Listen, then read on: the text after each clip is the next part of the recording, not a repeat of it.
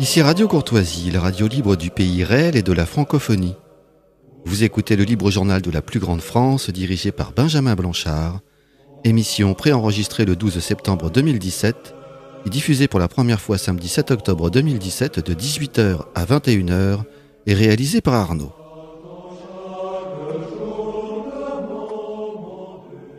Exceptionnellement, vous ne pourrez pas intervenir au cours de cette émission car elle a été préenregistrée. Mais vos lettres seront toujours les bienvenues à Radio Courtoisie, 61 boulevard Murat, 75 016 Paris.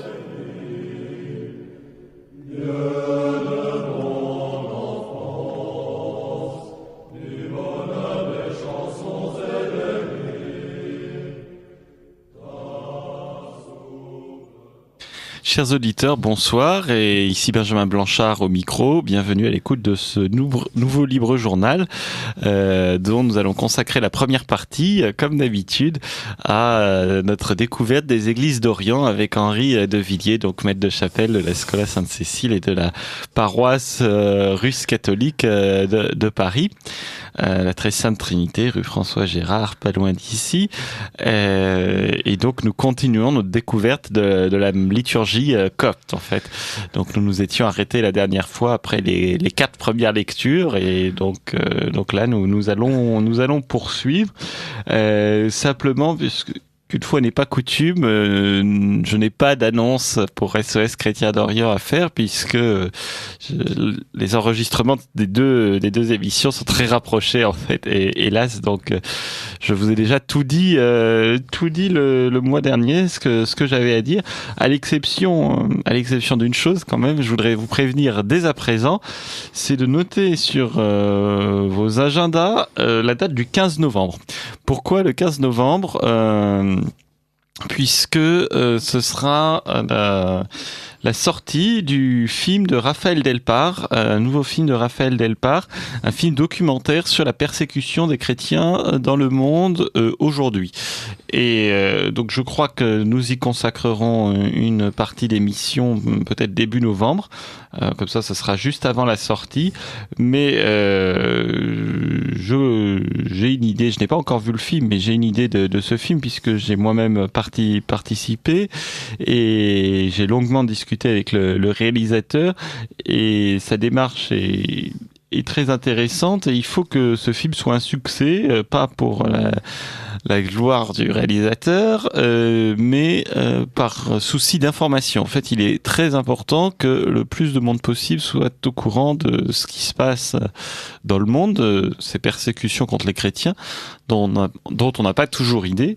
Et en fait, ce film sort au cinéma le Lucernaire, donc à Paris, c'est le 5e ou le 6e arrondissement sur la rive gauche, le 15 novembre. Il est très important qu'il soit un succès dès sa première semaine de sortie, afin qu'il reste le plus longtemps possible à l'affiche. Donc notez bien sur vos agendas, donc la semaine du 15 novembre au cinéma Le Lucernaire.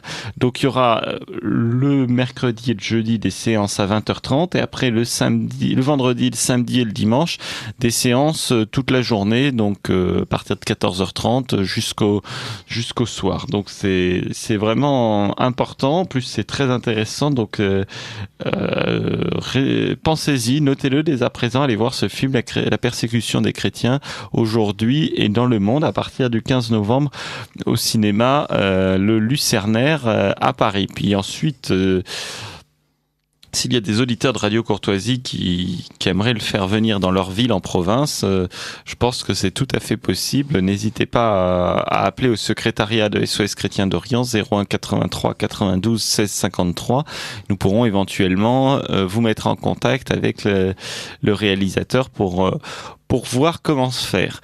Donc j'en ai terminé avec ces annonces extrêmement brèves, n'est-ce pas Henri? Oui. Bonsoir Henri. Bonsoir Benjamin Blanchard. Donc merci d'être fidèle au poste, puisque je crois que ça fait maintenant 1 an qu'on est ensemble.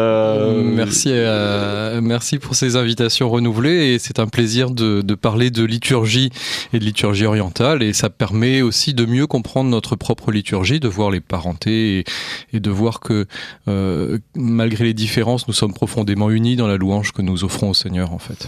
Alors c'est amusant parce que je faisais cette remarque à cet endroit même, mais si j'étais à votre place dans l'émission de Philippe Pichot-Bravard, qu'on enregistrait la semaine dernière. Donc voilà. Donc nous avons déjà consacré 2 émissions, à l'église copte, et dans la dernière on avait commencé la découverte de la liturgie. Oui, on avait passé pas mal de temps déjà sur la liturgie copte sans aller très très loin, puisqu'on n'est toujours pas arrivé à l'évangile.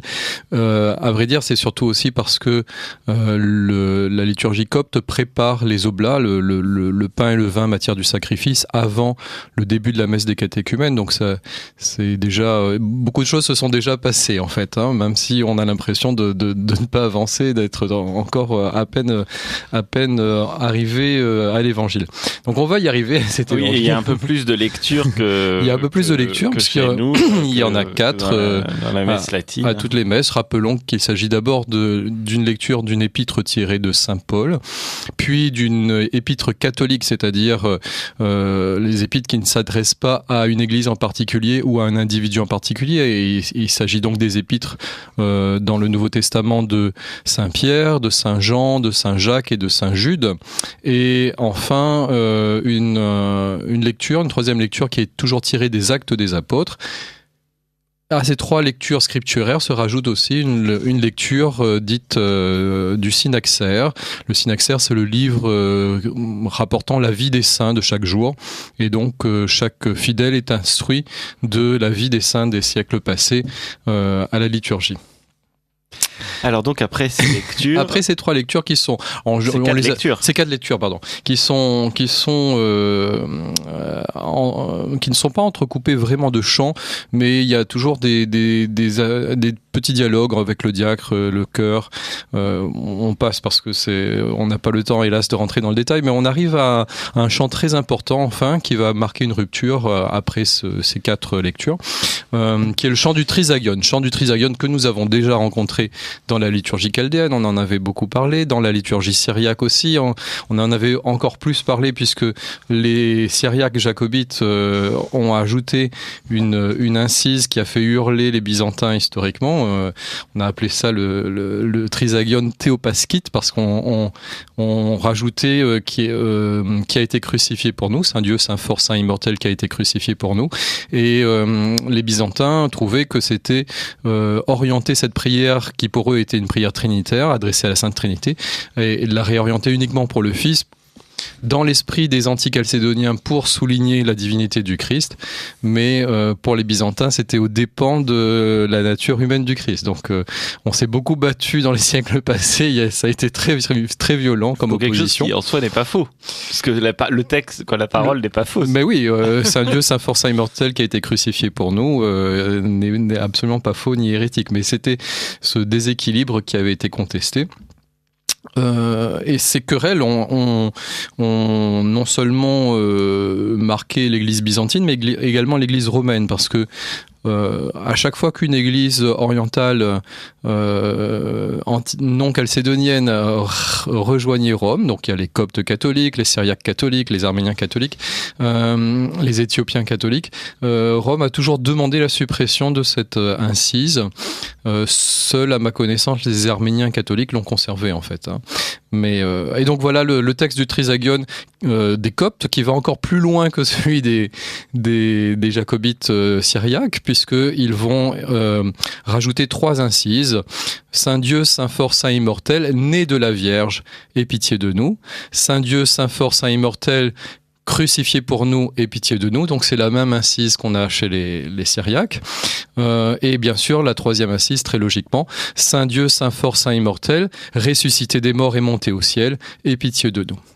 Gloire au Père et au Fils et au Saint-Esprit, et maintenant et toujours et dans les siècles des siècles. Amen. Trinité sainte, aie pitié de nous. C'est ce chant que nous allons écouter maintenant, qui, pour les Coptes, a une très longue histoire, puisque selon eux, l'origine du Trisagion remonte à la mort de notre Seigneur et aurait été chantée pour la première fois par Saint Nicodème et Saint Joseph d'Arimathie lors de l'ensevelissement du Christ. Bon, les historiens disent que le texte remonte plutôt à un tremblement de terre qui est survenu au 5e siècle à Byzance. C'est pas impossible qu'en fait cette prière qui est du Trisagion soit beaucoup plus ancienne, je pense, parce qu'on la retrouve aussi chez les Chaldéens et qui étaient déjà en rupture de ban avec le reste de la chrétienté au 5e siècle. Donc probablement que le chant est plus ancien que le 5e siècle. Et puis, dernier point avant qu'on écoute le Trisagion copte, rappelons que nous avons aussi dans la liturgie latine ce Trisagion. Il est chanté chaque vendredi saint pendant l'adoration de la croix. Agios Otheos, Agios Iskuros, Agios Athanatos. C'est ce qu'on va écouter aussi chez les Coptes puisqu'ils le chantent en grec. Et le Trisagion était également chanté dans le bréviaire traditionnel, c'est-à-dire celui qui existait avant sa suppression par Saint Pie X, pendant l'office de prime des jours de pénitence et du carême en particulier. Donc on va écouter ce Trisagion en grec, mais chanté par des Coptes.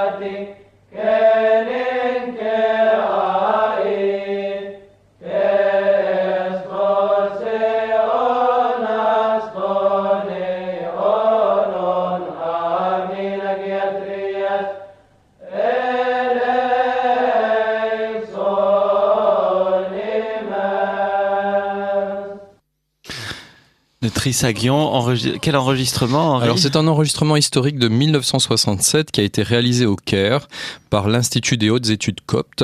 Et en fait c'est une liturgie pontificale qui a été enregistrée, un certain évêque Grégoire entouré de 3 prêtres, Sadiq Atala étant le principal diacre et chantre, et Rageb Bofta le directeur musical. Donc c'est cet enregistrement que nous allons qu'on va continuer, oui, pour l'émission.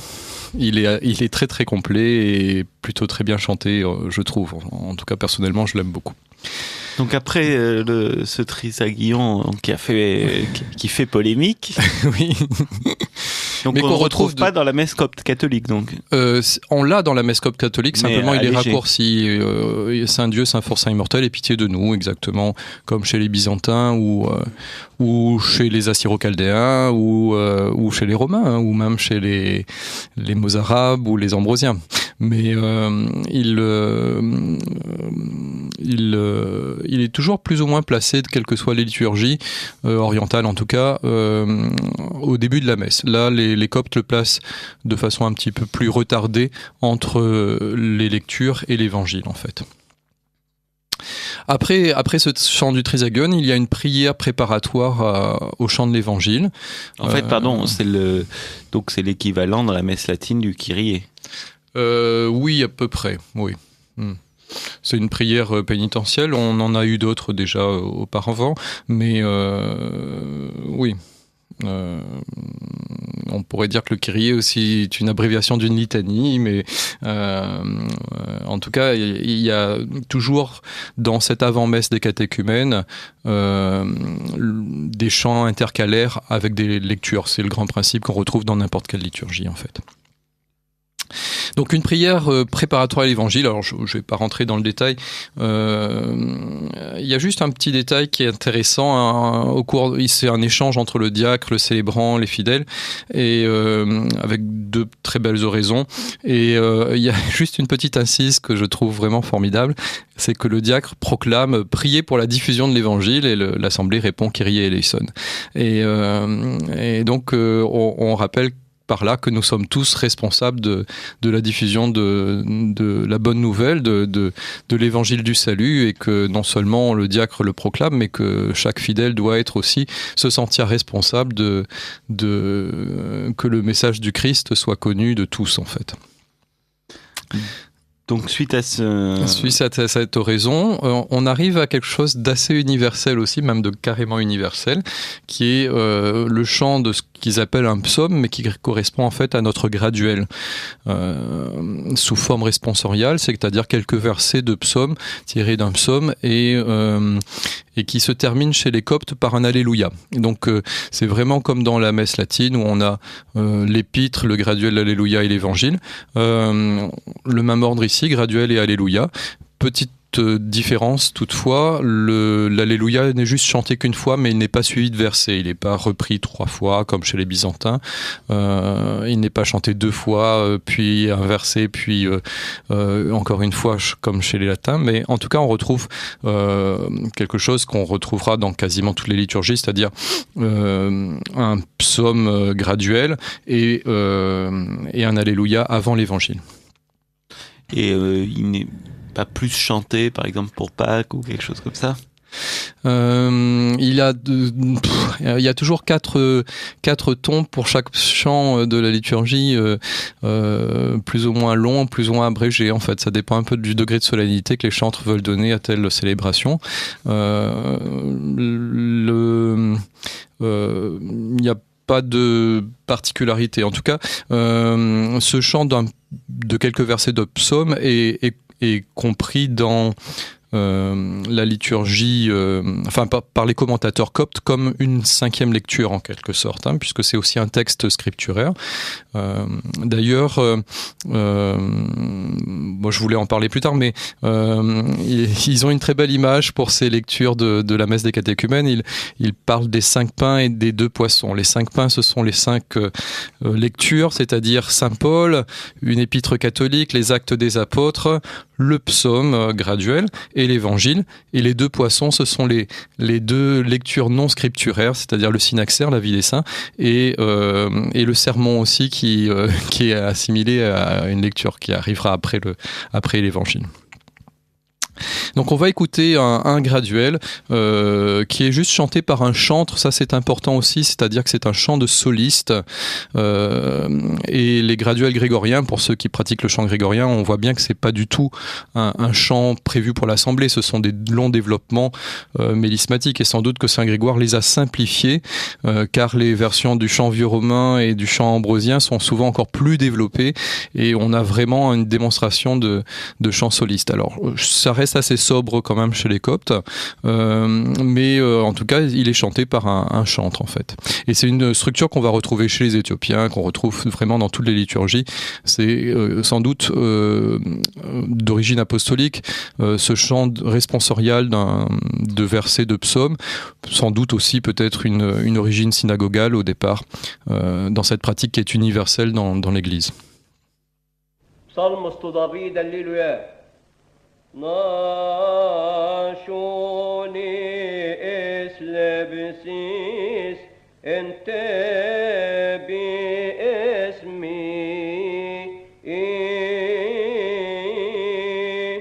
o hebna nahme finjeb shois evolin khi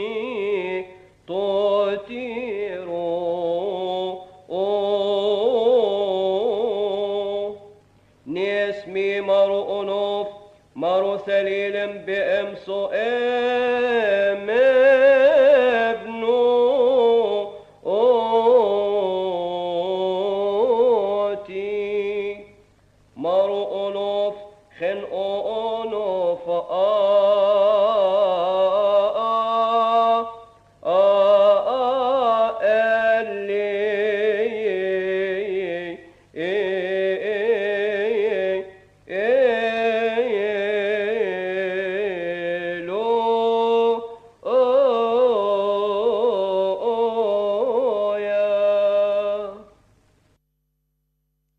Les oreilles attentives ont entendu au début l'annonce Psaume de David qui a été faite par le chantre, et puis à la fin on termine effectivement par un Alléluia assez mélismatique, donc ça répond à ce qu'on appelle graduel dans notre liturgie, le chant de quelques versets de psaume avec un Alléluia à la fin, juste avant l'évangile. Et donc juste à ce moment, suit l'évangile. Suit l'évangile. Il y a toute une procession qui s'organise avec le diacre qui porte l'évangile et une croix, et le prêtre encense l'évangile. Ils font le tour de l'autel. Ils vont à la porte du sanctuaire tous les deux, mais le diacre va chanter l'évangile, ce qui est universel, hein, c'est la fonction du diacre à l'époque des pères de l'Église, dans tous les coins de l'univers, dans toutes les liturgies, c'est le diacre qui chante l'évangile. Et les rubriques des Coptes précisent bien que c'est le diacre qui chante l'évangile. Mais alors, le problème des Coptes, c'est qu'ils ont eu tendance, au cours des siècles passés, à ordonner des diacres des très jeunes gens, même des adolescents, et parfois qui n'étaient pas instruits, qui ne savaient pas lire. Et donc, en fait, l'usage s'est aussi instauré chez eux que ce soit le prêtre qui lise l'évangile, parce qu'ils n'avaient pas de diacre capable. Et en fait, la tendance s'inverse actuellement, et on retrouve de plus en plus des diacres qui proclament l'évangile, en fait. Peut-être qu'il arrive aussi moins souvent que les diacres ne sachent pas lire. Oui, voilà, tout simplement. Et autre petit détail qui est tout à fait semblable à notre liturgie romaine, c'est que deux acolytes vont encadrer avec des cierges le chant de l'évangile par le diacre. On a exactement la même disposition que dans le rite romain. De part et d'autre du diacre se tiennent deux acolytes avec des cierges. Et c'est dans la même direction que toutes les lectures. L'évangile est face au peuple, en fait, face à l'ouest. Alors que les lectures étaient ils ont... oui, il y a plusieurs usages, mais maintenant, ils les lisent aussi face au peuple, en fait. Est-ce que vous savez comment est organisé la succession des lectures de l'évangile pendant les... J'avoue que je n'ai pas regardé, désolé Benjamin. Donc je ne sais pas si c'est une lecture continue, c'est probablement le cas parce que c'est la structure qu'on retrouve en général, qui est la lecture. On prend l'évangile et puis on le lit d'une messe à l'autre en continu, en changeant pour les grandes fêtes, en prenant des évangiles particuliers à la fête. J'avoue que je me pencherai, je vous donnerai la réponse la fois prochaine si vous le souhaitez. Volontiers. Alors, petit détail intéressant aussi, pour les coptes, on ne peut pas prendre part à la communion, à la messe, si on n'a pas entendu l'évangile, en fait. Hein. Donc, on doit être présent au moment de l'évangile, il ne faut pas arriver trop en retard quand même. Mais bon, ça fait déjà un bon moment que l'office a commencé. Mais on ne peut pas s'abstenir de l'évangile si on veut communier ce jour-là. C'est la règle du reste désormais dans la messe de Paul VI en fait aussi, où on demande à ce que les fidèles soient présents au moment de l'évangile s'ils souhaitent communier. Ce n'était pas le cas auparavant. Alors dans la messe traditionnelle en fait, on peut communier en dehors de la messe, donc la communion est dissociable de la messe. Il n'y a pas une obligation d'être présent à un moment pour pouvoir communier. Théoriquement, on pourrait même arriver juste pour la communion, c'est un peu étrange, mais ça pourrait se faire. En revanche, il y a une obligation pour remplir le précepte dominical, c'est-à-dire Dieu nous demande de sanctifier le dimanche, le jour du Seigneur, et la sanctification n'est faite que si on est au moins présent depuis l'offertoire jusqu'à la fin de la messe. Donc c'est un peu moins exigeant quelque part. Voilà. Chez les coptes, il faut être là depuis l'évangile jusqu'à la fin. Et c'est beaucoup moins exigeant que chez les Éthiopiens. Oui, alors là, on en reparlera. Mais chez les Éthiopiens, je crois que c'est les plus extrêmes sur la question de la ponctualité. Ils ont raison, finalement. Les plus laxistes, peut-être, ou les moins exigeants, ce sont peut-être les Russes, où on peut vraiment arriver 3 minutes avant la fin et ça ne pose aucun problème à personne. Voilà, en tout cas, chez les Coptes, c'est à l'évangile qu'il faut être présent. Donc l'évangile est chanté. L'évangile est chanté par le diacre régulièrement et il est suivi du sermon du célébrant. Il y avait un autre usage qu'on observe aussi dans beaucoup d'églises orientales de faire le sermon à un autre moment. À la fin, par exemple. Non ? Voilà, et c'est un peu le cas aussi, ça a été le cas chez les Coptes. À l'époque des pères de l'Église, c'est très clair. Dans la messe pour un défunt. Oui, voilà. Dans l'Église latine, théoriquement, à une messe de requiem ou de funérailles, en tout cas les livres liturgiques du Concile de Trente le prévoient, l'oraison funèbre, c'est-à-dire l'homélie du jour doit être faite à la fin de la messe, avant l'absoute.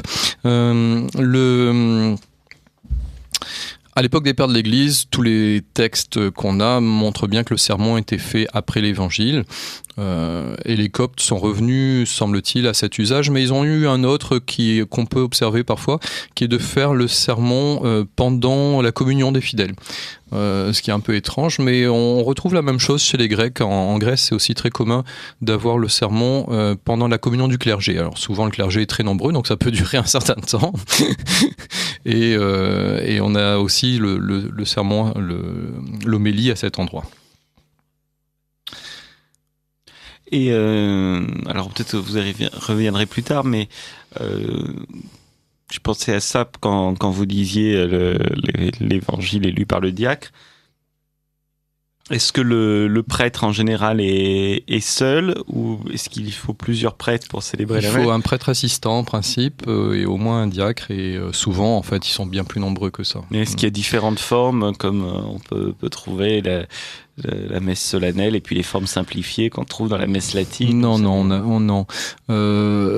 C'est une constante dans tous les rites orientaux.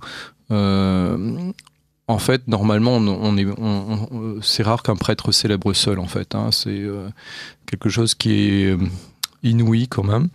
On a toujours besoin de ministres et de diacres et de beaucoup d'acolytes, de lecteurs, de sous-diacres. Et chez les Coptes, comme chez les Syriaques, on l'avait noté, c'est aussi le cas chez les Chaldéens. Parfois, le clergé est très, très nombreux. Et souvent, ce sont des enfants qui sont ordonnés à des ordres mineurs qui entourent l'autel, en fait. C'est un peu le même principe, quelque part, que les enfants de chœur qu'on a encore en Occident, mais ils reçoivent une vraie ordination, en fait. De sous-diacres, de lecteurs, de chantres, mais En tout cas, le clergé est très nombreux. Le prêtre ne célèbre jamais seul, sauf cas exceptionnel. Et il ne célèbre pas forcément tous les jours. Il peut célébrer tous les jours. Mais il n'est pas obligé. Non. C'est la même règle que chez les latins en fait. C'est-à-dire qu'un prêtre n'est pas tenu de dire la messe tous les jours. En revanche, il est tenu de dire l'office tous les jours. Donc, et pour les prêtres et les moines, il y a des heures supplémentaires que les fidèles n'ont pas dans l'église copte en fait. Donc c'est une charge de la louange divine qui est assez importante en fait. Alors vous écoutez Radio Courtoisie, le libre journal de Benjamin Blanchard. Et dans cette première partie, je reçois Henri de Villiers pour notre 7e épisode de Découverte des églises d'Orient. Et là, nous sommes dans le 3e épisode de l'étude de l'église copte et particulièrement de la liturgie copte. Voilà, et nous arrivons à la fin de la messe des catéchumènes. On passe à la deuxième partie de la messe, comme dans chaque rite, qui est la messe des fidèles. Normalement, on chasse les catéchumènes à ce moment-là. Le renvoi des catéchumènes a disparu dans l'église copte, sans doute parce que les Égyptiens se sont convertis très tôt et que c'était une terre de grande chrétienté très vite, dès le IVe siècle. Il restait plus beaucoup de païens et les derniers ont disparu lorsque l'empereur Théodose a fait fermer les temples. Et il restait plus de païens, mais alors après, il restait des Chalcédoniens vécus comme hérétiques par les Coptes. Oui, mais quand même, c'était chrétien, donc on va pas les renvoyer comme des catéchumènes. En tout cas, comme dans l'église latine, le renvoi des catéchumènes a disparu en fait. Dans le rite romain, on l'a perdu.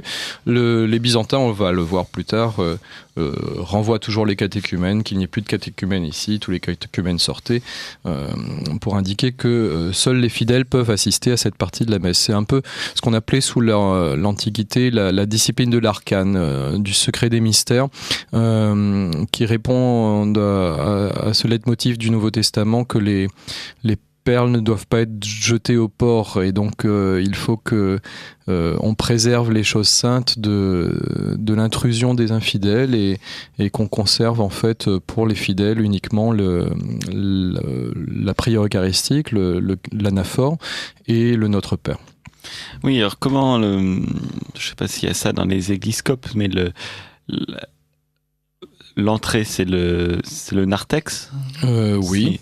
Parce que je visitais donc un jour un monastère en construction. Je terrais le pays et donc quand le moine nous fait visiter. Donc voilà, bon là c'est le narthex. Donc là vous avez le droit de rentrer puisque c'est pour les païens et les catholiques. Bon ensuite la nef, voilà. Bon, et puis il nous montre l'organisation là pour les catéchumènes et puis après bon là. Et il vous a fait entrer jusqu'au sanctuaire quand même C'était en construction, mais donc, il a dit mais plus tard vous ne pourrez pas rentrer. Ah bon. Donc, voilà. Et puis bon, c'était à la frontière, donc on a fait une donation pour le monastère. Alors du coup, non, il nous a dit qu'on était toujours les bienvenus, y compris y compris lorsque le monastère sera dédié et dédicacé. Et voilà, et plus loin que le narthex. Voilà. Ah là là. C'était en Géorgie pour ne pas citer. Je vois. Alors on arrive à l'offertoire comme dans chaque liturgie. Offertoire qui va être assez simple dans la messe copte puisque la préparation des oblats s'est déjà faite avant la messe des catéchumènes. Donc il n'y a pas d'entrée ? Donc il y aura une entrée, mais ça va être surtout des prières d'intercession, le symbole de la foi et puis le baiser de paix. Alors, on va voir ça. Le prêtre commence par faire mémoire des vivants et des morts pour lesquels le sacrifice est offert. C'est le grand principe des diptyques. Vous vous souvenez, on en avait parlé avec les Syriaques. À l'origine, les diptyques, ce sont 2 tablettes d'ivoire. On en voit dans nos musées. Elles sont souvent magnifiques, sur lesquelles on inscrivait pour les diacres les noms des vivants et des morts pour lesquels on offrait le sacrifice de la messe. Et Donc là, ce sont des mémentos, des vivants et des morts, que le prêtre dit à voix basse, puis une prière du voile, comme dans la liturgie de Saint-Jacques chez les Syriaques, c'est-à-dire c'est une entrée dans le sanctuaire. C'est la dernière fois où le prêtre est sorti du sanctuaire, il y était déjà en fait, mais il entre à nouveau au sanctuaire pour y rester pour tout le sacrifice en fait. Ces deux prières sont à voix basse et ont tendance à disparaître dans l'usage actuel. Et pendant ce temps, le chœur chante des intercessions aux saints que nous allons écouter. Je vais vous lire le texte en français. Béni soit-il en vérité... Pardon, chers auditeurs. Béni soit-il en vérité les saints de ce jour, chacun selon son nom, les aimés du Christ. Intercède en notre faveur, ô Dame de nous tous, Mère de Dieu, Marie, Mère de notre Sauveur, afin qu'il nous pardonne nos péchés. Intercède en notre faveur, ô témoin de Dieu, évangéliste Abba, Marc, l'apôtre, afin qu'il nous pardonne nos péchés. Béni soit le Père et le Fils et le Saint-Esprit, la Trinité parfaite, nous l'adorons et nous le glorifions. C'est donc le premier chant de l'offertoire, il y en aura un second. C'est un peu la même structure qu'on a dans le rite ambrosien à Milan, avec une antienne post-évangélium. Donc on va écouter cette intercession des saints au début de l'offertoire copte.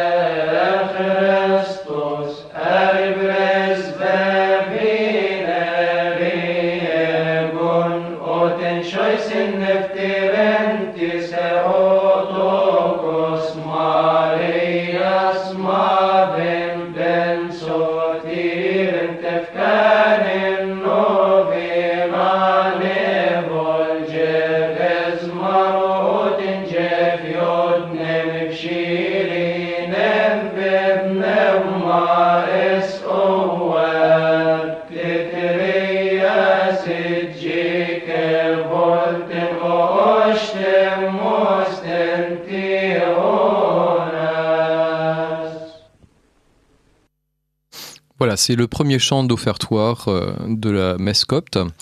Et après cette intercession aux saints, qui s'adresse à tous les saints, mais notons aussi à la Mère de Dieu et à Saint Marc, celui qui a porté l'évangile à Alexandrie, nous arrivons à des grandes oraisons. Alors il y a 3 grandes oraisons et elles sont assez semblables dans leur structure aux grandes oraisons du Vendredi Saint romain.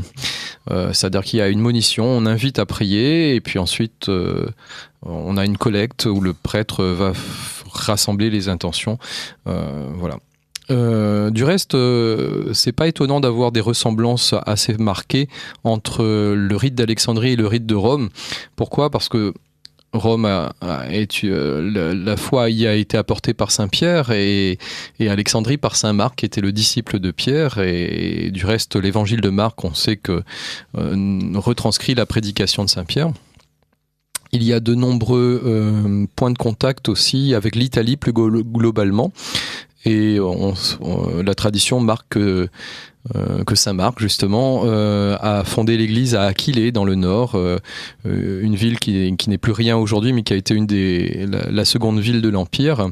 Et de là est parti à Alexandrie, et on a des parallèles entre les prières de part et d'autre. Aquilée, c'est près de Venise. Près de Venise, voilà. Venise est l'héritière d'Aquilée. Voilà, que nous avons visité avec la Schola Sainte-Cécile l'été dernier, l'été 2016. Et donc, 3 grandes oraisons qui sont semblables aux grandes oraisons du Vendredi Saint romain. Ces oraisons vont avoir 3 objets. La première demande la paix. La seconde va prier pour le pape. Alors, le pape d'Alexandrie, bien sûr, sa sainteté Tawadros II actuellement. Et puis, la troisième pour les assemblées des fidèles. Alors, je vais pas toutes les lire, mais peut-être que ça peut être intéressant de voir la structure de l'oraison pour la paix. Le célébrant commence par dire « prions », notre oremus latin. Le diacre « levons-nous pour la prière ». Le célébrant « la paix soit avec vous tous ». L'assemblée répond « et avec votre esprit », et cum spiritu tuo. Le célébrant invite, donc c'est la première partie de la grande oraison, comme le vendredi saint romain. Prions encore Dieu, le Père Tout-Puissant, Père de notre Seigneur Dieu et Sauveur Jésus-Christ. Nous invoquons et nous supplions ta bonté, ô ami du genre humain. Souviens-toi, Seigneur, de la paix de ton Église, une, unique, sainte, universelle et apostolique. Le diacre incite à la prière en chantant « Priez pour la paix de l'Église de Dieu, une, unique, sainte, universelle et apostolique ». L'Assemblée répond par « Kyrie eleison ». Et le célébrant fait la collecte ensuite, après cette invitation à la prière. Il ne demande pas de fléchir le genou, là. Non. Elle qui s'étend d'une extrémité du monde à l'autre, tous les peuples et tous les troupeaux, bénis-les. Mets en nos cœurs la paix céleste, accorde-nous aussi la paix de ce monde. Orne les chefs d'État, les armées, les chefs, les ministres, les foules, nos voisins et nous-mêmes de toute paix. Ô prince de la paix, accorde-nous ta paix, car tu nous as tout accordé. Conserve-nous à toi, car nous ne connaissons personne d'autre que toi, et invoquons ton saint nom. Vivifie nos âmes par ton Saint-Esprit, et ne permets pas que la mort du péché règne sur nous, tes serviteurs, ni sur ton peuple. Et là, il trace un signe de croix sur les fidèles qui répondent « Kyrie eleison ». Après ces trois grandes oraisons pour la paix, pour le pape d'Alexandrie et pour toutes les assemblées des fidèles, on arrive au symbole de Nicée-Constantinople, notre credo, qui est placé justement pas au début de l'offertoire, contrairement à la messe romaine.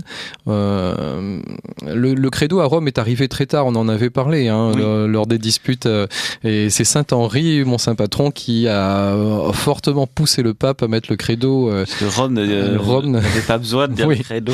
Et le pape refusait opiniâtrement en disant qu'il n'avait pas besoin de proclamer la foi puisque Rome n'avait jamais été infectée par l'hérésie, elle. Et du reste, c'est assez curieux parce que tous les rites, quels qu'ils soient, chantent le symbole de Nicée-Constantinople, le credo à toutes les messes. Et les Romains sont les seuls, ils l'ont introduit très tardivement et c'est pas à toutes les messes. À les messes de semaine, vous n'avez pas le credo, par exemple.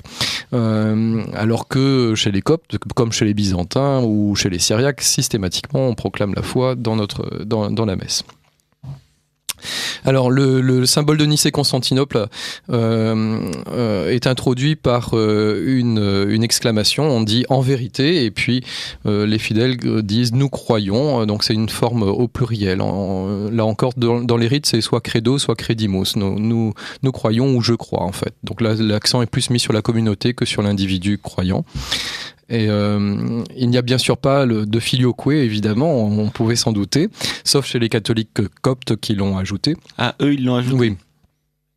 Je ne sais pas actuellement si avec les démarches actuelles, si ça a été supprimé ou pas par souci d'écuménisme. Par exemple, les catholiques latins en Grèce, dans la messe latine, la messe romaine, ne disent pas le filioque, pour ne pas heurter les... Parce que les Grecs catholiques, par exemple, les Melkites ne disent pas le filioque non plus. Oui. Les Russes catholiques ne le disent pas. Mais ils sont censés y croire. Oui. C'est ça qui est quand même assez sioux, c'est-à-dire... En fait, pour un orthodoxe de bonne volonté...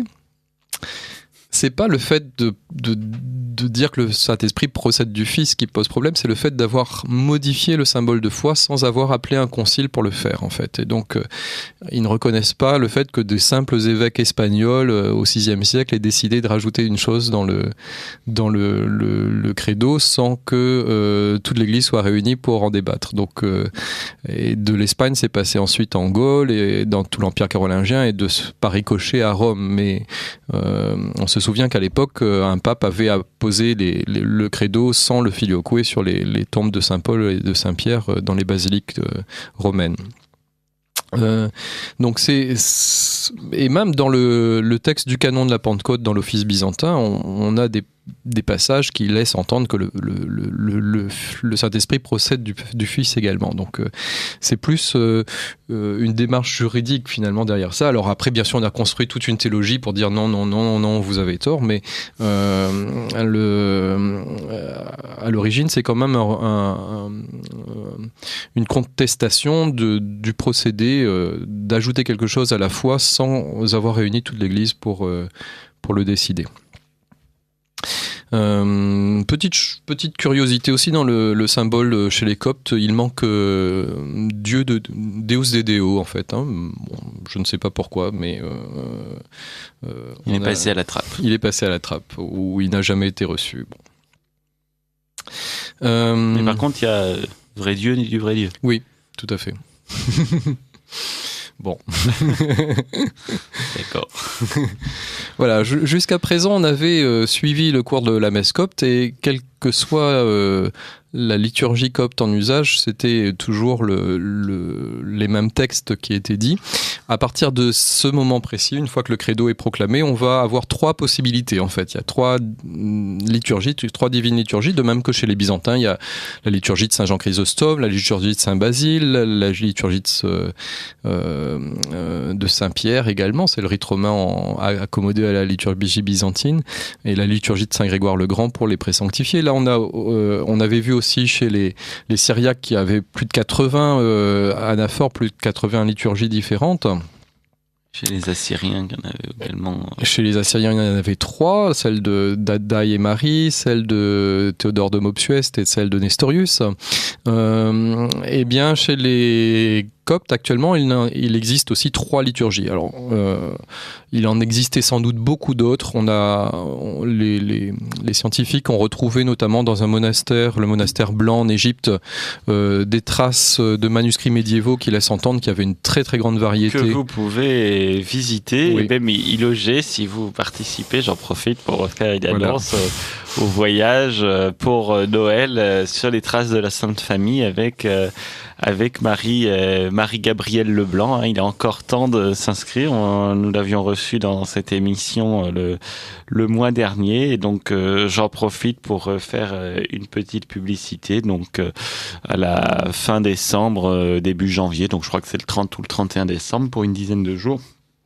Sur les traces de la Sainte Famille en Égypte, et également fêter Noël avec les Coptes à Saint-Malout. Et il y a une étape au monastère blanc. Alors je redonne les coordonnées de Marie-Gabrielle Leblanc, hein, puisqu'on y est. 01 48 07 05 84, 01 48 07 05 84, ou par courrier électronique mariegabrielle@wanadoo.fr. Tout à fait. Donc ce monastère blanc a une très riche bibliothèque, malheureusement un peu dispersée aux 4 coins du monde. Mais on arrive à reconstituer les manuscrits, et virtuellement en tout cas, et on voit que d'autres anaphores ont existé. On a aussi un texte magnifique du IVe siècle égyptien qui est l'anaphore, la liturgie de Sérapion de Tmuis, qui est un évêque du IVe siècle. Le manuscrit est complet, et donc on a une liturgie là qui n'est plus en usage actuellement dans l'église copte, mais qui a existé, en tout cas qui était sans doute celle du diocèse de Sérapion, et peut-être que c'est lui-même qui l'a composée. Et donc il nous reste 3 liturgies. Alors quelles sont-elles ? Tout d'abord, honneur à la plus vénérable, la plus extraordinaire, la plus ancienne, la plus fabuleuse, qui est la liturgie de Saint Marc, et qui est manifestement la liturgie primitive de l'église d'Alexandrie, et qui remonterait à Saint Marc lui-même dans ses grandes lignes. Elle porte 2 noms, la liturgie de Saint Marc, mais on l'appelle aussi la liturgie de Saint Cyril. Alors pourquoi ? Parce qu'en fait, le texte primitif qu'on arrive à reconstituer à peu près a été augmenté, a été amplifié au IVe siècle par les grands docteurs alexandrins qui sont Saint Athanase et Saint Cyril d'Alexandrie. Et ces interpolations se sont faites avec manifestement l'influence de la liturgie de Saint Jacques. On en avait parlé, c'était la liturgie de l'église de Jérusalem. Donc il y a une assez grande influence de la liturgie de Saint Jacques sur celle de Saint Cyril. Malheureusement, cette liturgie vénérable n'est pratiquement plus employée et est tombée quasiment dans l'oubli. Théoriquement, elle n'est plus qu'employée qu'une fois par an dans la liturgie copte, bizarrement le vendredi avant le dimanche des Rameaux. Pourquoi en quoi ce jour serait particulièrement vénérable ? En fait, pourquoi elle est tombée d'usage, c'est qu'elle est très longue en fait. Elle a été... Mais pourquoi le vendredi avant les Rameaux ? Je ne sais pas. C'est pas un jour de Ça fête m'étonne également. particulier. C'est la veille du samedi de Lazare où on commémore l'onction de Béthanie avant le début de la Semaine Sainte. Mais je ne sais pas pourquoi particulièrement ce vendredi-là. C'est un peu étrange. On pourrait s'attendre à ce qu'elle ait été conservée à des dates plus importantes de l'année liturgique comme Pâques ou Noël. Mais non, en fait. Et donc, comme c'est une messe de semaine qui n'arrive qu'une fois par an. Malheureusement, elle a quasiment disparu en fait, et c'est un peu une catastrophe pour le chant. Donc, il y a eu quand même des travaux, notamment de l'Institut des hautes études coptes du Caire, pour sauvegarder le chant particulier de cette liturgie, parce que très peu de célébrants le connaissaient. Et donc, bon, on a une garantie maintenant que ce chant est préservé et sauvé. Vous savez que le chant copte est entièrement oral, mais en tout cas, cette liturgie est très vénérable. Alors, est-ce qu'il commence pas à l'écrire maintenant ? Non. La seconde liturgie en usage dans l'église copte est la liturgie de Saint Grégoire. Alors, mais attendez juste un instant. Oui. Pour Saint-Marc, donc vous dites c'est une messe de semaine, c'est plus qu'une fois par an, mais oui. C'est quand même encore pratiqué dans les paroisses. Oui, alors c'est surtout les évêques manifestement qui les pratiquent en fait, hein, parce que tous les enregistrements que j'ai entendus c'était des célébrations pontificales en fait. Donc j'imagine que c'est plutôt les évêques qui maintiennent l'usage de Saint-Cyril. Alors quand vous entendez un enregistrement, vous parlez copte ou comment faites-vous pour distinguer que c'est la liturgie de Saint-Marc Il y a beaucoup de grec aussi. Mais et puis la lecture de l'écriture copte est assez simple. Hein. Quand on connaît le grec, enfin bon, on arrive à suivre avec le texte et un enregistrement. On arrive à suivre. Si on connaît l'alphabet grec, on arrive à suivre sans difficulté. En tout cas, je pense qu'avec le retour des études de copte, il y a un regain d'intérêt. Alors, déjà, beaucoup de spécialistes de liturgie occidentaux se sont penchés sur cette vénérable liturgie de Saint-Marc, et notamment parce qu'on a retrouvé très étrangement un manuscrit de cette liturgie qui date du IVe siècle et qui se trouve à Strasbourg, et qui a été en usage en Occident, et on pourrait imaginer que c'est dans le sillage de l'exil de saint Athanase en Occident, puisque saint Athanase a été plusieurs fois exilé, entre autres à séjourner en Germanie romaine. Donc pourquoi pas un témoin de l'usage de saint Athanase dans nos terres en fait. Donc outre cette liturgie de Saint-Marc ou de Saint-Cyril, augmentée par Saint-Cyril, il y a la liturgie dite de Saint Grégoire. Alors Saint Grégoire le théologien, Saint Grégoire de Nazianze, qui est utilisée 3-4 fois par an, essentiellement à Noël, à l'Épiphanie et Pâques. Donc c'est la messe des grandes fêtes de l'année en fait. Son chant est très orné et très ample et beaucoup plus long aussi, hein, du coup. Et enfin, moins long que celui de Saint-Marc. Oui. Et enfin, la liturgie ordinaire qui sert tout le temps, qui est appelée liturgie de Saint Basile, l'anaphore de Saint Basile, qui est réputée être de Saint Basile le Grand, Saint Basile de Césarée en Cappadoce. Donc pas le même que celui des Byzantins. Les Byzantins ont aussi une liturgie de Saint Basile. Mais c'est le même Saint Basile. C'est le même Saint Basile, mais les deux textes diffèrent complètement en fait. Donc, alors, certains disent que l'anaphore copte de Saint Basile serait une abréviation de Saint Basile grec, qui elle est très très longue, hein, pour le coup. Pour ma part, j'ai un peu regardé les choses. À part une prière, il y a pas vraiment une ressemblance frappante entre les deux textes, hein, entre Saint Basile copte et Saint Basile grec. Franchement, je vois pas de filiation de l'une vers l'autre. C'est une attribution peut-être fabuleuse dans un cas comme dans l'autre, hein, de textes sans doute très anciens. En tout cas, le Saint Basile copte est quand même radicalement différent du Saint Basile grec.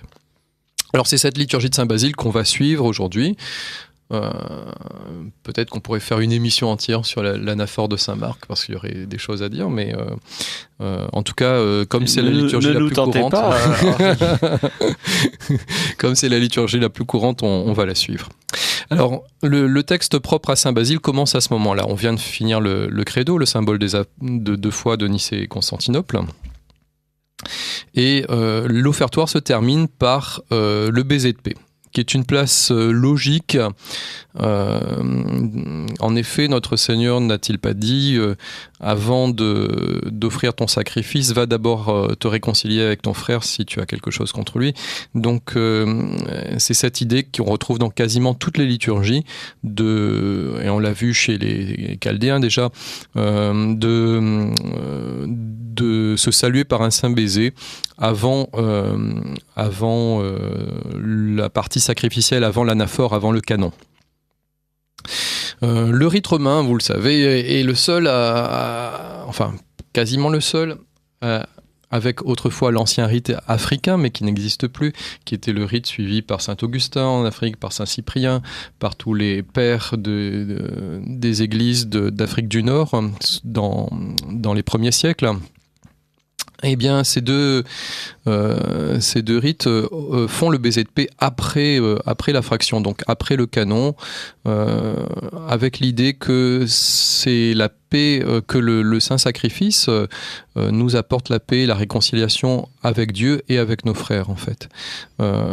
Et donc la paix est offerte à un autre moment. La liturgie ambrosienne, très chic, fait les deux. Donc il y a deux baisers de paix, l'un avant l'anaphore et un, comme les Romains, après la fraction et avant la communion.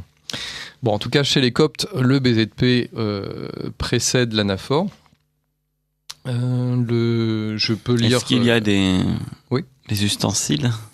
Non, on se salue avec les mains, ce qui est assez fréquent chez les orientaux. Il y a le diacre invite à échanger le baiser de paix. Il y a deux prières, deux oraisons qui demandent un peu la réconciliation avec Dieu et avec les frères, en quelque sorte, à ce moment-là. Alors, je peux en lire une des deux qui est très belle. Allez-y, oui. Dans ta bienveillance, ô Seigneur, remplis nos cœurs de ta paix. Purifie-nous de toute souillure, de toute ruse, de toute dissimulation, de toute malice et de toute pensée mauvaise conduisant à la mort.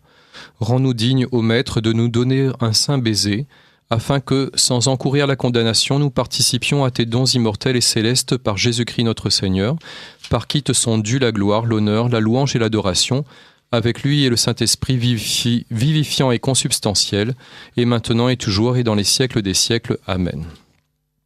Donc c'est cette idée que le baiser est aussi un signe de réconciliation avec nos frères pour pouvoir être digne de participer au mystère eucharistique. Et pendant que les fidèles s'échangent ce baiser, on chante une antienne de la paix que nous allons écouter. Alors voici son texte. Réjouis-toi, ô Marie, servante et mère, car les anges louent celui que portent tes bras, et les chérubins l'adorent dignement, sans cesse avec les séraphins. Nous n'avons aucune audace devant notre Seigneur Jésus-Christ, si ce n'est tes prières et intercessions, ô Notre-Dame, Dame de tous, Mère de Dieu. Que nous puissions te louer avec les chérubins et les séraphins, en proclamant et en disant « Saint, Saint, Saint, ô Seigneur, Pantocrator, les cieux et la terre sont remplis de ta gloire et de ton honneur. » Nous te demandons, ô Fils de Dieu, de conserver la vie de notre patriarche, le pape. Alors, à l'époque, c'était Abba Cyril, au moment de l'enregistrement que nous allons écouter, aujourd'hui Tawadros II, le grand prêtre. Saint Cyril VI pour les Coptes. Le grand prêtre confirme-le sur son trône, ainsi que son compagnon. Dans la liturgie, notre Père juste et saint, Abba, et là on cite le nom de l'évêque du lieu, confirme-le sur son trône. Donc nous allons écouter cette antienne de la paix qui est chantée au moment de l'échange du baiser de paix par les fidèles. Oh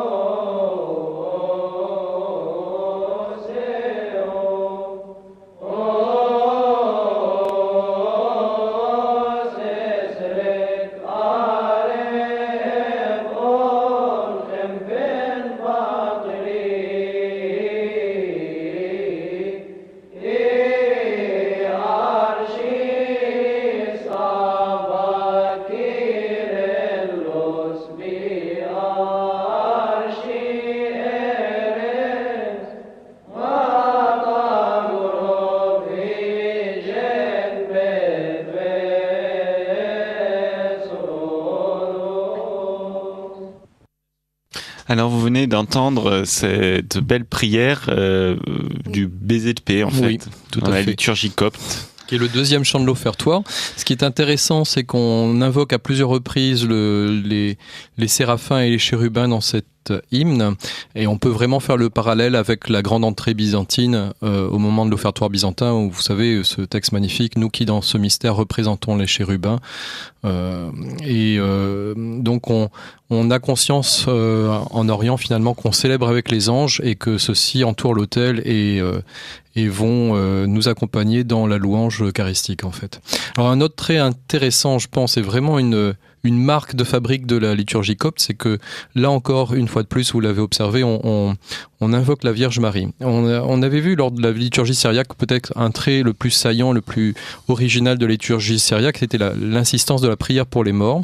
Et vraiment, le trait peut-être le plus saillant, le plus insistant de la liturgie copte, c'est l'insistance de la prière à la Vierge Marie. C'est pas un hasard si les docteurs alexandrins ont été si combatifs dans les discussions au moment du concile d'Éphèse pour affirmer que la Vierge Marie était mère de Dieu. On se souvient on sait que en Égypte on a la plus ancienne trace d'une prière à la Vierge Marie où on l'appelle déjà Théotokos dès le second, troisième siècle. Et là encore on retrouve cette présence à chaque fois de la Vierge au cœur de la louange en fait des fidèles. Alors vous écoutez Radio Courtoisie, le libre journal de Benjamin Blanchard. Et dans cette première partie d'émission, je reçois, comme de coutume, Henri de Villiers. Et nous poursuivons notre découverte des églises d'Orient. C'est la 8e partie ce soir. Et plus particulièrement, la 3e partie de notre découverte de l'église copte et de sa liturgie. Et donc nous sommes en train dans une plongée dans la liturgie copte. Voilà, nous venons de finir l'offertoire et nous arrivons enfin à l'anaphore eucharistique, le canon eucharistique. Le célébrant est face à l'Orient, devant l'autel. Le diacre va enlever le prospharine, ce grand corporal, et on va sonner toutes les cloches de l'église. Et le diacre va dire, comme dans la liturgie byzantine, soyons attentifs, tenons-nous debout afin d'offrir en paix la sainte oblation. Et les fidèles répondent, l'offrande de paix, le sacrifice de louange. On retrouvera ça dans le rite byzantin.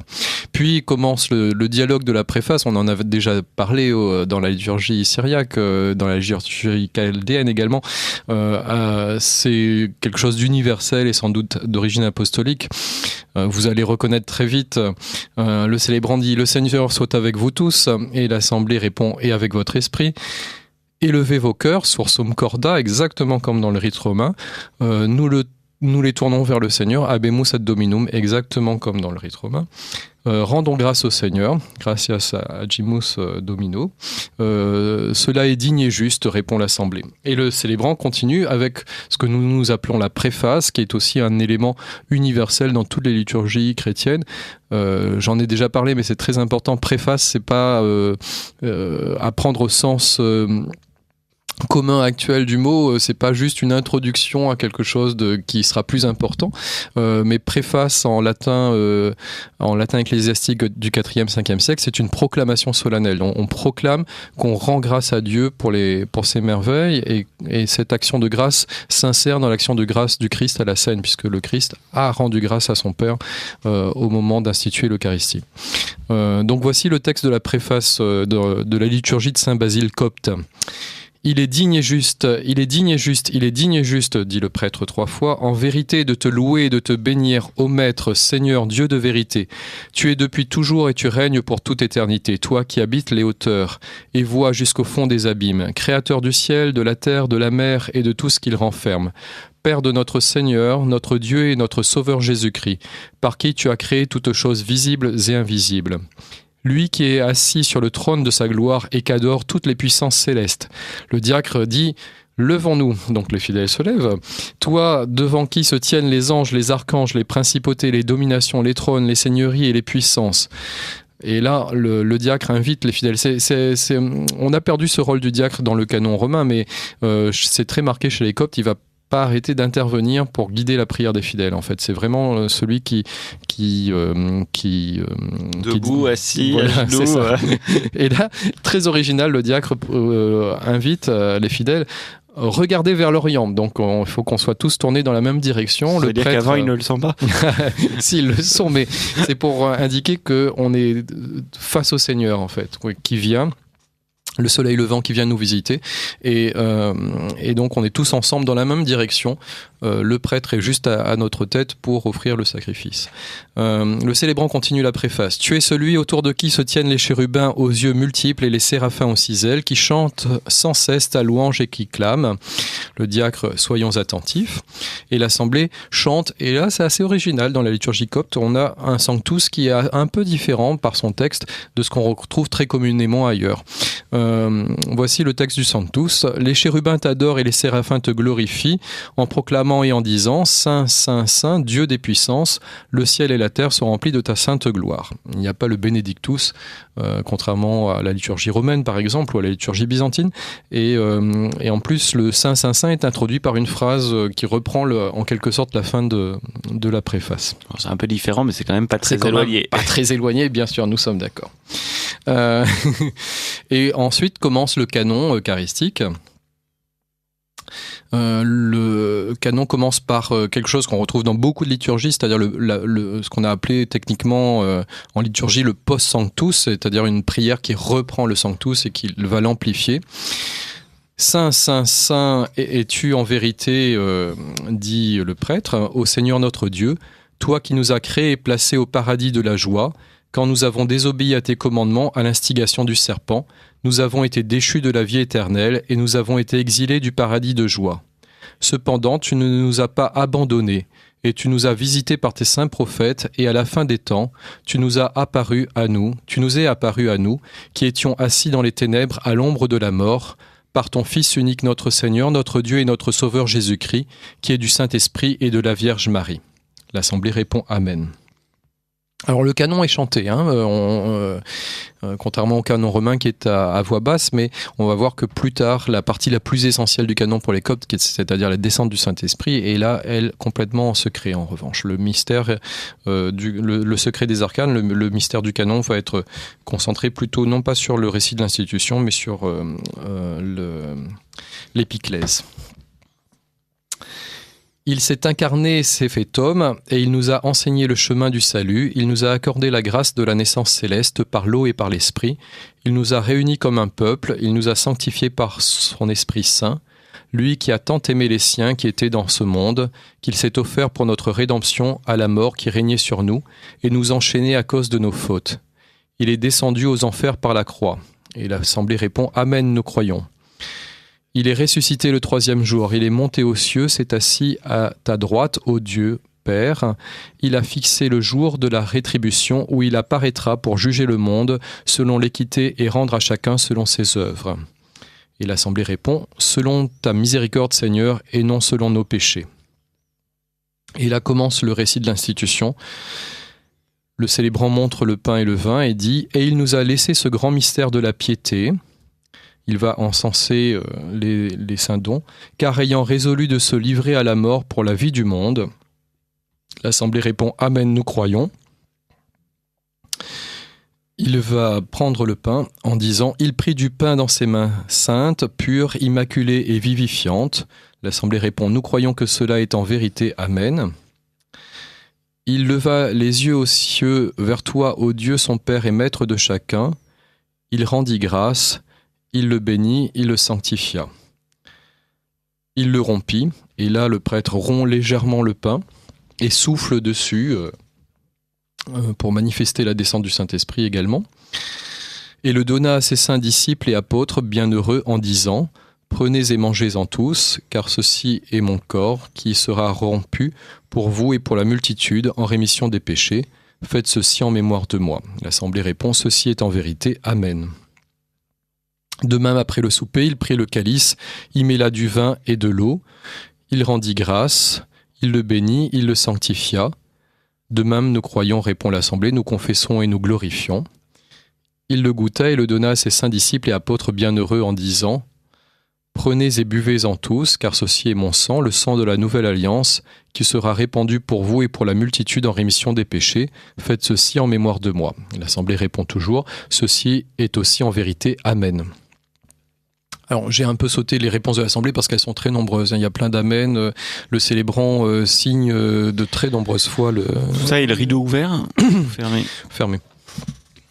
À partir de quel moment le rideau est-il fermé ? La fin de l'offertoire. Car chaque fois que vous mangez de ce pain et que vous buvez de cette coupe, vous annoncez ma mort, vous confessez ma résurrection et vous faites mémoire de moi jusqu'à mon retour.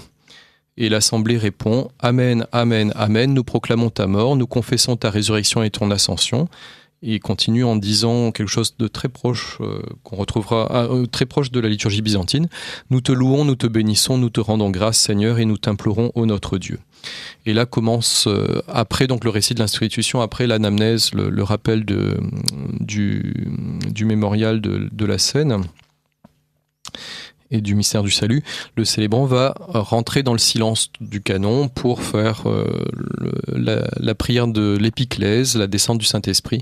On sait que les orientaux pensent que la consécration est accomplie parfaitement au moment où on invoque l'Esprit Saint sur les saints dons, en fait. C'est une constante de la liturgie et de la théologie orientale. Évidemment, ça fait débat avec les latins qui n'ont pas l'épiclèse dans leur canon eucharistique. Alors voici le texte de la prière au Saint-Esprit. « Tandis que nous aussi, nous faisons mémoire de sa sainte passion, de sa résurrection d'entre les morts, de son ascension aux cieux, de son siège à ta droite, ô Père, et de son second avènement redoutable et plein de gloire, nous t'offrons tes dons de ce qui t'appartient selon toutes choses, pour toutes choses et en toutes choses. » Le diacre adorait Dieu avec crainte et tremblement. Les fidèles se prosternent en disant « Nous te louons, nous te bénissons, nous te servons Seigneur et nous t'adorons. » Le célébrant continue l'épiclèse. « Nous t'implorons, nous pauvres pécheurs et tes indignes serviteurs, ô Seigneur notre Dieu, nous nous prosternons devant toi, conjurant ta bonté, bienveillance, afin que ton esprit descende sur nous et sur ces dons, qu'il les purifie pour qu'ils deviennent saints pour tes saints. Que ce pain devienne son corps sacré. Les fidèles répondent, nous croyons. Notre Seigneur, notre Dieu et Sauveur Jésus-Christ, il est donné en rémission des péchés et vie éternelle à ceux qui y communient. Et ce calice, qu'il devienne le sang précieux de sa nouvelle alliance. Notre Seigneur, notre Dieu et Sauveur Jésus-Christ, il est donné en rémission des péchés et vie éternelle à ceux qui y communient. Et là, c'est la fin de cette première partie du canon eucharistique. L'Assemblée répond Amen, Kyrie eleison 3 fois. Alors j'avais un enregistrement de tout ça, mais je ne sais pas si on a le temps de l'écouter ou peut-être qu'on peut terminer la liturgie copte. On n'aura peut-être pas le temps de tout écouter malheureusement. Il nous reste 10 minutes. Il nous reste 10 minutes, hélas, pour finir tout. Comme vous voulez. Hein. Non, on va continuer.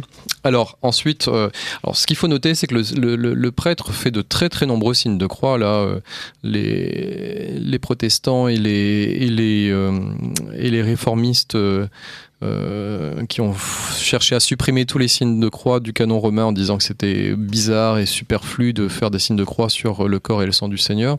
En fait, le prêtre copte bat largement la pratique du prêtre latin et de très très nombreux signes de croix sont faits tout au long de l'anaphore sur les oblats. Après la descente du Saint-Esprit, après l'épiclèse, on va avoir 7 oraisons qui sont en fait l'équivalent du mémento des vivants et qui sont très semblables à ce qu'on avait déjà rencontré dans la liturgie syriaque. On va prier pour la paix, bien sûr, pour le patriarche, le pape d'Alexandrie, les évêques, les moines, les prêtres, les diacres, pour tout le monde, pour la sécurité du monde, et puis pour les fruits de la terre, la sérénité du temps, c'est l'équivalent du mémento des vivants, des diptyques. Donc on avait les diptyques à l'offertoire, on a à nouveau aussi les diptyques dans le canon. Donc la liturgie copte a conservé les 2 places anciennes des diptyques. Puis suit, après les diptyques des vivants, le mémento des morts. On fait la commémoration de la Vierge Marie et de tous les saints. À mon sens, c'est le seul moment où il y a une ressemblance textuelle avec la liturgie de Saint Basile. Et encore, elle n'est pas si évidente. De l'anaphore de Saint Basile grec, je veux dire. Hein, on est actuellement dans la Saint Basile copte et dont le texte diffère quand même énormément de l'anaphore de Saint Basile grec. Et puis on prie pour les morts.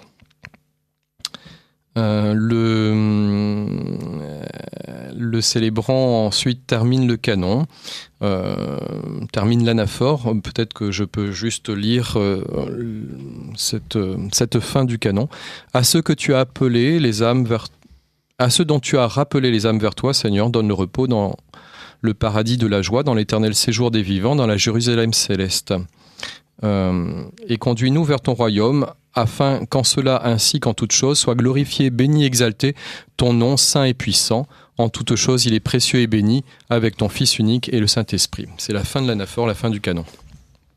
Ensuite, comme dans chaque liturgie, arrive quelque chose que nous retrouvons systématiquement, c'est la fraction du pain, car notre Seigneur a fait également ce geste, et c'est dans la fraction du pain que les disciples d'Emmaüs l'ont reconnu. Comme dans tous les rites, la fraction du pain est quelque chose d'assez complexe. Le prêtre ne va pas faire ça n'importe comment, mais va séparer en 12 parties principales le grand pain qu'il a dans les mains, qui est le corps du Christ. La partie du centre, qu'on appelle le spadicone, va jouer un rôle important, et les 12 parcelles principales qui représentent les 12 apôtres vont être détachées à ce moment-là. Non seulement il y a la fraction du pain, mais il y a aussi le rapprochement des saintes espèces. C'est quelque chose qu'on a dans la liturgie latine aussi. Vous savez, le prêtre laisse tomber dans le calice à ce moment-là de la messe une parcelle du corps. On a cette idée aussi dans beaucoup de liturgies, et chez les coptes en particulier. C'est pour manifester l'unité inséparable des saintes espèces du sang avec le corps, en fait, hein. Donc le prêtre va tremper son doigt dans le précieux sang et va signer le le corps du Seigneur, et il va laisser également tomber la parcelle principale, le spadicone, dans le calice, également pour manifester l'unité du sacrifice. Ensuite, bien sûr, arrive forcément Benjamin. Notre Père. Le Notre Père, bravo. J'ai suivi. Comme dans toutes les liturgies. Il est à sa place traditionnelle, c'est-à-dire après la fraction. Il y a juste Byzance et Rome a suivi à partir de Saint Grégoire le Grand. Saint Grégoire a été diacre apocrysiaire, légat en quelque sorte à Constantinople, et il avait observé ça. Et lorsqu'il est revenu à Rome et qu'il est devenu pape, il a changé l'ordre de la messe romaine pour mettre aussi le Notre Père avant la fraction. Là, le pater est à sa place tout à fait normale et traditionnelle après la fraction chez les Coptes. Il est resté à sa place comme au IVe siècle. Et il est récité recto tono par l'Assemblée, en fait. Comme le credo, je ne l'avais pas dit tout à l'heure, mais le Notre Père n'est pas chanté. Il est récité recto tono, en fait. Et par l'Assemblée. Oui. Comme dans toutes les liturgies, il y a une première bénédiction des fidèles. À l'origine, c'est la seule et vraie bénédiction qui existait dans tous les rites avant la communion. Les fidèles s'inclinent, le diacre invite à incliner les têtes devant le Seigneur, et le célébrant dit une prière sur les fidèles inclinés. Cette première bénédiction, elle a existé aussi en Occident. Notamment en France, on l'a conservé très longtemps dans nos livres diocésains. La bénédiction solennelle se faisait par l'évêque, uniquement par l'évêque. Elle était très très développée avant la communion des fidèles. Alors le drame, c'est que au fil des temps, les fidèles ont eu tendance partout à recevoir la bénédiction et puis ensuite à partir chez eux sans recevoir la communion. Donc en Occident, on a différé la bénédiction après la communion maintenant. Il y a aussi une prière d'absolution des fidèles qu'on pourrait comparer à notre troisième confiteor dans la messe latine. On confesse ses péchés et on les absout avant de recevoir le corps du Christ. On retrouve aussi une constante de tous les rites qui est la présentation des saintes espèces avant la communion. On montre aux fidèles le corps et le sang du Seigneur. C'est le Sancta Sanctis, c'est comme ça qu'on l'appelle, c'est-à-dire les choses saintes, les saints dons sont pour les saints. Et on l'avait déjà rencontré dans les liturgies assyriennes et syriaques, on l'a un peu partout. Ça n'existe pas dans la liturgie romaine, et en fait ce manque dans la liturgie romaine a été compensé au Moyen-Âge par l'élévation à la fin du canon, et surtout à l'élévation au moment de la consécration, au moment du récit de l'institution. Mais c'est l'idée qu'on montre le corps. Donc l'élévation à l'institution est typique de la messe romaine. Oui, et à mon avis, correspond à ce manque, à ce besoin qu'avaient les fidèles de voir les espèces et qu'on retrouve dans les autres liturgies à ce moment-là, avant la communion en fait. On présente les saintes espèces aux fidèles. Ce qui est intéressant aussi à noter, mais j'ai peur qu'on soit pris par le temps, c'est qu'il y a de nombreuses professions eucharistiques où les fidèles n'arrêtent pas de dire « nous croyons, c'est vrai, c'est ça, je crois, je confesse jusqu'à mon dernier soupir que c'est vraiment le corps vivifiant de notre Fils unique, etc. etc. » C'est assez touchant de voir cette affirmation constante de la vérité des saints mystères en fait. Alors la communion est donnée sous les deux espèces, théoriquement de façon séparée et pas par intinction comme chez les Byzantins où on dépose dans le calice des parcelles du précieux corps et on donne à la fois le précieux corps et le précieux sang. Là, en principe, la communion est sous deux espèces séparées sans intinction. La formule de la communion est intéressante. Voici ce que dit le prêtre à chacun. Le corps d'Emmanuel notre Dieu, ceci est en vérité. Amen. Le sang d'Emmanuel notre Dieu, ceci est en vérité. Amen.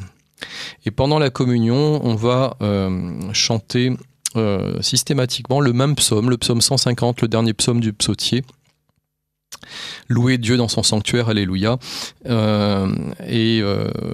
L'assemblée, les chantres chantent ce chant. Il nous reste quelques secondes pour finir la messe copte. Très classiquement, on a des oraisons après la communion. La fin de la messe après la communion est assez brève, à vrai dire. On a juste une oraison, l'assemblée récite à nouveau le Notre Père. Le congé est fait par le célébrant et pas par le diacre, Lite missa est. Allez en paix, la paix de notre Seigneur soit avec vous tous. Amen. Et nous arrivons ainsi au bout de la messe. Il y a aussi une distribution du pain béni par le célébrant. Classique. Tout à fait classique. Et nous arrivons aussi à la fin de la première partie de cette émission. Merci Henri, je vous dis à dans 4 semaines. Et chers auditeurs, je vous retrouve dans quelques minutes pour la seconde partie de cette émission.